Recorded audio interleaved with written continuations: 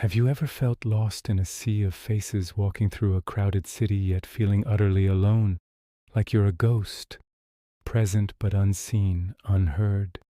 The world moves in a blur around you, a symphony of sounds that don't quite reach you, colors that seem faded and dull. You're searching for something, a connection, a meaning, but all you find is the echo of your own footsteps on the pavement. It's a heavy feeling, this loneliness. It's not just about being by yourself. It's about feeling disconnected from everything, even from your own life. You look at others, laughing, talking, and you wonder, how do they do it? How do they navigate this world with such ease while you feel like you're wading through thick mud? Imagine standing at the edge of the ocean at night. The vast, dark water stretches out before you, endless and deep. The only light comes from the moon, casting a silver path on the gentle waves. The sound of the water, a soft, rhythmic shushing, is the only thing you hear. In that moment, the noise of the world fades away. It's just you and the immensity of the ocean. This is where those deep, unspoken emotions surface.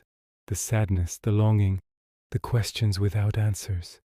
It's a place of profound solitude, but it's different from the loneliness of the city.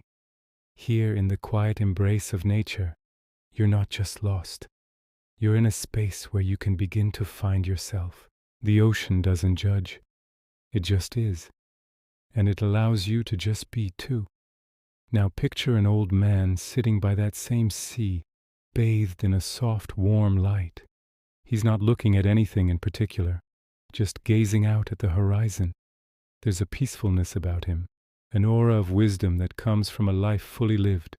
He's seen storms and calm seas, sunrises and sunsets. He understands that the tides of life, much like the oceans, are always changing. He knows that moments of feeling lost are not dead ends. They are invitations to look deeper. He would tell you that the answers you seek are not out there in the noise of the world, but within the quiet stillness of your own heart. He'd say, the world is loud because it wants to distract you from the most important conversation you'll ever have, the one with yourself. This is where the journey inward begins. It starts with a single, conscious breath. Find a quiet space. Close your eyes. Feel the air enter your lungs, a cool, life-giving stream.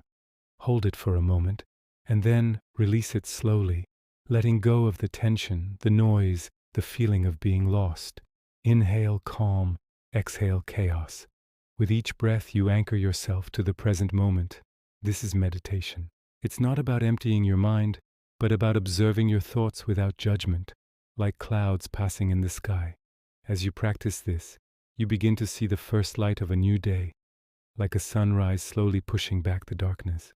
A warm, golden light starts to fill your inner world, bringing with it a sense of peace you thought you had lost forever. Slowly, something starts to shift. The change isn't loud or dramatic. It's a quiet transformation, like a flower unfurling its petals. You start to walk with a new confidence. Your steps are no longer heavy and hesitant, but firm and purposeful. A genuine smile finds its way to your lips, not for anyone else, but for you. The colors of the world seem to return, vibrant and alive. The sun feels warmer on your skin. The breeze feels like a gentle caress. You find joy in simple things, the rustle of leaves in a park, the warmth of a cup of tea, the beauty of a clear blue sky. This isn't a new you. It's the real you, emerging from the shadows. You're reconnecting with nature, with life, with the very essence of your being. This is freedom. Think of it like this. Your mind is a garden. For a long time, it might have been neglected, overgrown with the weeds of negative thoughts, fear, and self-doubt. Meditation, mindfulness, self-compassion, these are the tools you use to tend to your garden. With each breath, you pull a weed. With each moment of stillness, you plant a seed of positivity. With each act of kindness to yourself, you water the soil. It takes time, it takes patience, it takes consistency. But little by little, your inner garden begins to flourish. Beautiful flowers of peace, joy, and resilience start to bloom. The fragrance of this garden is your newfound energy, your radiant smile, your calm and centered presence.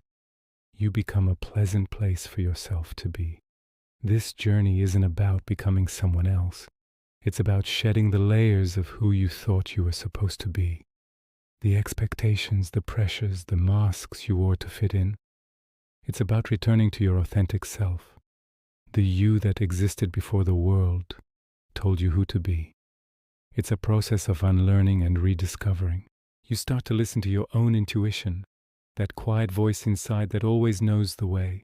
You learn to trust yourself again. You realize that your worth is not determined by your productivity, your social status, or the approval of others. Your worth is inherent. You are worthy simply because you exist. This realization is the key that unlocks the cage you've been living in.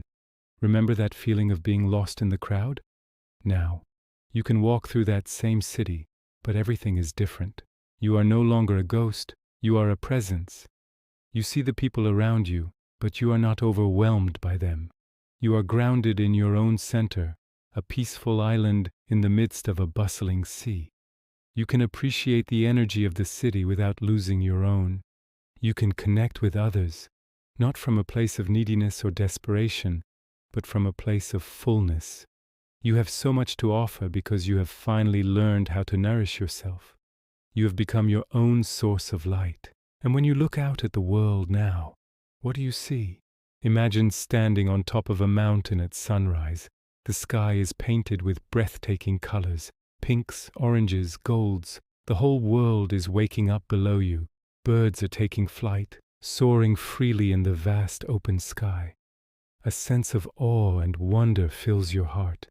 This is the clarity you've been searching for. From this vantage point, you can see the path you've traveled, the dark valleys, the winding roads, the steep climbs. You see it all not with regret, but with gratitude. Every step, every struggle has led you to this magnificent view. You understand now that feeling lost was just part of the journey. It was the call to adventure, the invitation to climb your own mountain. This clarity brings a profound sense of hope. It's not a fleeting, wishful thinking kind of hope. It's a deep, unwavering knowing that you have the strength and resilience to face whatever comes your way.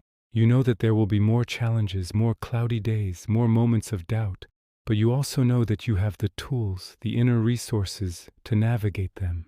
You know how to find your way back to your center, back to your breath, back to the sunrise. The journey is not over.